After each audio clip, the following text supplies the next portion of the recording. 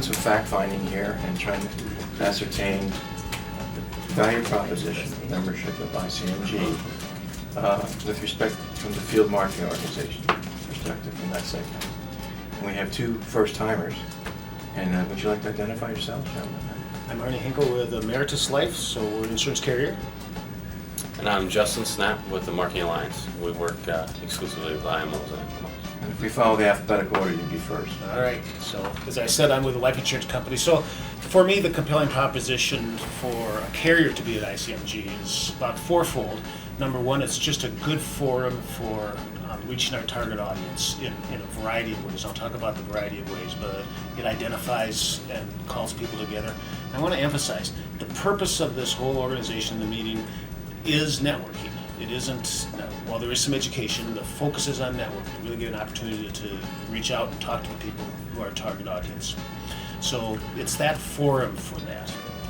Secondly, there's what we call a membership profile, and I want to emphasize it's more than a database. It has about a number of characteristics, so it's more than just saying who the people are, but it talks about what their niche is. And so we're able to sort and go through and identify who would be good people for us to create alliances with. Third is you can reach people all year long through the newsletter, which is one of our elements, but also there's lists of new members that join. You can go on the blog and talk to people. You can get your message across. You can do free ads. So in between the meeting, there's things to do all year long that allow you to reach out.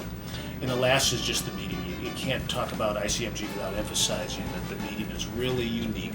And for me, going the first time, it was a real surprise to find out what we're all about is networking. It isn't just kind of squeezed into the exhibit halls open for a little while. It's all focused around that.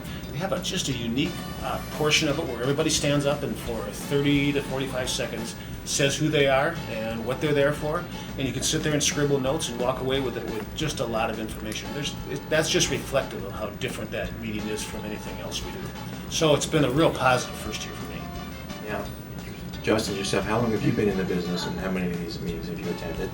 I've been in the business for 10 years, and this last year was my second year. I had 1 year off because we had trouble travel and the weather didn't cooperate, but for the second year I've been to ICMG. And you're not home office or the carrier, you are a national marketing organization out in the field. Correct. So what's good for you would be good for some of your peers that are out there. Absolutely. And that's what you're going to address now? Yeah, I mean the uniqueness about ICMG is the fact that it can bring similar organizations together that happen to work in different industries, and that's unique to any of the other conferences that I've been to in the past, because if you go to one, everyone looks the same. If you go to another one, they may look different from this one, but they all look the same as well in what they're trying to do. And so when it comes to marketing organizations trying to look at their business internally, what they're trying to do to grow their business, what we're doing ultimately is the same thing that what some of our competitors can do that happen to just be doing it in the health industry or the med sup industry or long-term care. It really doesn't matter. And so it's an open forum to share and network and generate ideas that are going to help everyone grow their business, maybe form a strategic alliance, but just an open forum to talk with cross-industry organizations and for a common cause. So, Bob, as a follow-up, I've been to one, been to two, and you've been to a whole lot more than that. So maybe help me understand why I should be coming back next year and the year after that. That's a good point, because what I've seen over the years, a lot of people they'll come in the first time, expect to either do a deal or find a bunch of agents or find this or that, whatever's on their list, and they expect to find it the first year. You don't, and they fall off, and you don't see them the second year or the third year. The ones that have come back consistently to develop the relationships.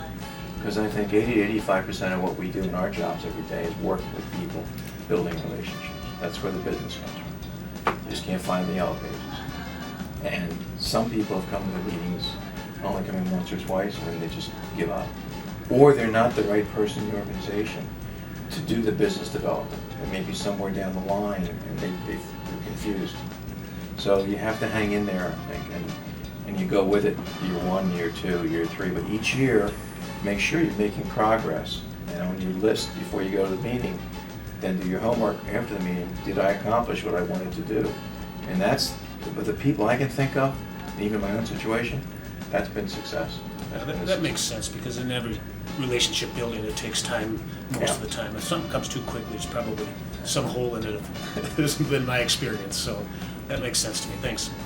Yeah, thank you, everybody.